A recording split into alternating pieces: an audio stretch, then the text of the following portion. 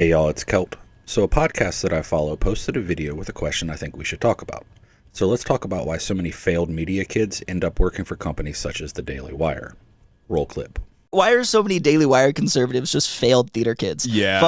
Crowder's not Daily Wire, but he was a theater kid. Mm-hmm. Michael Knowles was a theater kid. And Ben Shapiro tried to be a Hollywood writer. And now they're just bitter. So in that bitterness, they decide to be transphobic. Well, it's like all of them failed at being screenwriters or theater kids or whatever it may be. And now they're cosplaying as what, the Fourth Reich?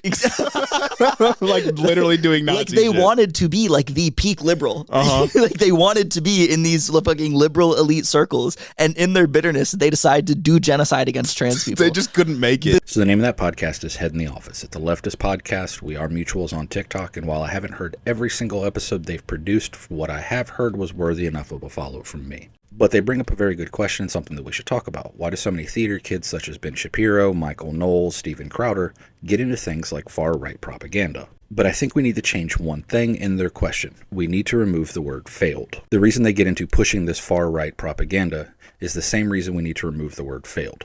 They're not failed theater kids. They're still theater kids. This is theater. It's just a different type of theater. And their theater kid and screenwriter background is what makes them effective at this. Ben Shapiro didn't stop writing screenplays. He just writes them for the Daily Wire now. Michael Knowles never stopped acting. He just acts like a genocidal maniac now. Propaganda is theater. You want people who know how to act, know how to emote, know how to tell the basics of a story, and get you trapped into what they're saying to be your propagandists. The difference between far-right propagandists such as Ben Shapiro, Michael Knowles, Matt Walsh, Steven Crowder, and the person who puts on Hamlet as your community theater is nothing more than morality. Both groups of people, the people who work at the Daily Wire and who work at your community theater, both love acting. They both love telling a story. They both love the attention and entertaining an audience. The difference is the people at the Daily Wire know that putting on a community production of Les Mis isn't going to make you rich, while putting on a play that advocates for the genocide of trans people will net you millions of dollars. Steven Crowder was offered $50 million by the Daily Wire, and he turned it down, calling it slave wages.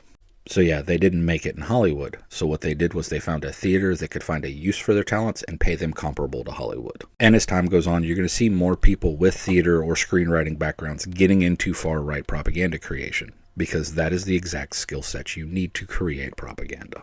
The only surefire way to put an end to this would be to stop the flow of money into far-right propaganda creation outlets such as the Daily Wire. Because as long as creating far-right propaganda is profitable, you will have people who are willing to sell their souls in exchange for getting rich. And stopping that money is a task that I don't see happening anytime soon. Because there will always be people willing to pay to create this far-right propaganda. So as long as there are people who can make you believe these absurdities through their acting skills within this propaganda, they're always going to get paid. Because anyone who can make you believe absurdities can make you commit atrocities.